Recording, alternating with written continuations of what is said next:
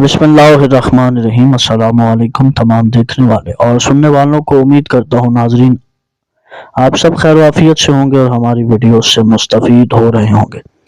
नाजरीन व सामीन, जैसा कि आप सब जानते हैं कि हमारे इमाम महदी अलैहिस्सलाम मुज्जद दौरान इमाम वक्त जिंदा है और सरकार हाजिर व नाजिर हैं और मौजूद है। अगर सच्चे दिल से सरकार से लगन लगाई जाए तो ना सिर्फ वो हमारी रहनुमाई फरमाते हैं बल्कि हमारे तमाम मामलात में हमारी निगरानी भी करते हैं और मददगार साबित होते हैं जब भी उन्हें सच्चे दिल से पुकारा जाए। तो किताबों में ऐसे सैकड़ों वाकयात लिखे हुए हैं, उनमें से आज हम एक बहुत ही वो दिलचस्प वाकया आपसे वो शेयर करेंगे।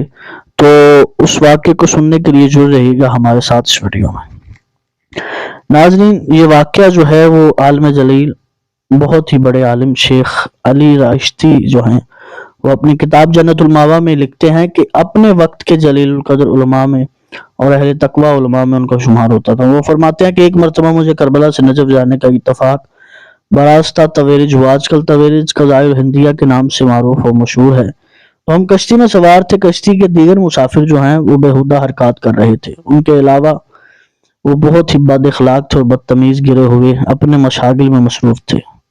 तो एक शख्स वो उनसे बिल्कुल अलग था। वो खामोश बैठा था और उनसे अलग बैठा था। सिर्फ खाने के वक्त उनके साथ मिलकर खाना खाता, उसके अलावा वो जो भी हरकत करते तो उनसे दूर रहता और एक तरफ बैठा रहता। हालांकि वो उसका मजाक भी उड़ाते, लेकिन वो किसी को जवाब नहीं देता था और ना ही उनकी तरफ देखता था।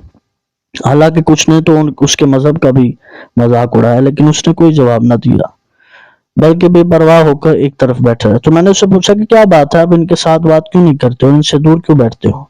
उसने कहा मेरे रिश्तेदार हैं, मैं इनसे सिर्फ हमारा जो आपस में इख्तलाफ है वो इस बात पर है कि मैं उनमें से अकेला ही शिया हूँ।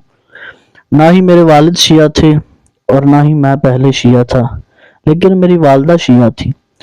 तो मैं इमाम ज़माना अलैहिस्सलातु वस्सलाम की बरकत से अब शिया हो चुका हूँ। तो अल्लामा राशिदी कहता है कि मैंने उसकी बात सुनकर दिलचस्पी जाहिर की और मजीद उससे बातें करना शुरू की और उससे पूछा कि तू इमाम ज़माना अलैहिस्सलाम की बरकत से कैसे शिया होगी? तो उसने जवाब दिया कि मेरा नाम याकूत है और मैं हिल्ला में रोगन की खरीदो फरोख्त का काम करता हूँ। अक्सर दूसरे इलाकों से रोगन लाकर हिल्ला में फरोख्त करता हूँ। एक मरतबा मुझे हिल्ला से बाहर देहात में गाँव में जाना पड़ा और रोगन खरीद करने के लिए वहां जाना मुझे इत्तेफाक से हो गया। मैंने अपनी कुदरत और इस्तात के मुताबिक वो रोगन खरीदा और एक तजारती गिरोह के साथ वापस हुआ। सफर करते करते हमारे रास्ते में ही रात हो गई और हमने एक मुनासिब जगह देखी और वहीं सो गए। रात गई, मेरी आंख खुली और मैं बेदार हुआ तो देखा कि अभी रात काफी बाकी थी, लेकिन मेरे तमाम साथी मुझे छोड़कर जा चुके थे। तो मैंने अपने इर्द गिर्द कोई भी नजर दौड़ाई तो देखा कोई मौजूद नहीं है। तो वो रास्ता बड़ा सुनसान था और खौफनाक था। वैसे भी उस इलाके से मेरी वो कोई वाकफियत नहीं थी। तो इस इलाके में दरिंदे काफी थे। इस परेशानी और खौफ में वो मैं रास्ता भूल गया और मुझे एक तरफ दरिंदों का डर था और दूसरी तरफ वो प्यास ने सताना शुरू कर दिया। बहुत ही प्यास लगी। चुनाचा आलम में परेशानी में मेरे पास उसके सिवा कोई चारा कार न था कि मैं अपने महबूबीन को पुकारूं। हर चंद में एक एक को मैंने नाम लेकर इंतहाई वो दिल से वो पुकारना शुरू किया और फरियाद करना शुरू की, मदद मांगना शुरू की, लेकिन कहीं उम्मीद के किरण नजर नहीं आया।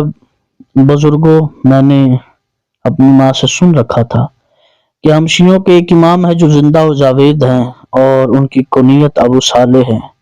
अगर कोई भटका हुआ मुसाफिर या मुसीबत ज़दा उन्हें पुकारे तो वो उसकी रहनुमाई करते हैं, मुसीबत को टाल देते हैं, बशर्त यह कि कोई मुसीबत जगह फरियाद सिद्क़ दिल से करे और कामिल यकीन से करे। साथ पुकारे तो वो उसकी दाद रसी करते हैं और सरकार उसकी मदद करते हैं। अगर कोई कमजोर और नातवा बुलाए तो उसकी मदद करते हैं।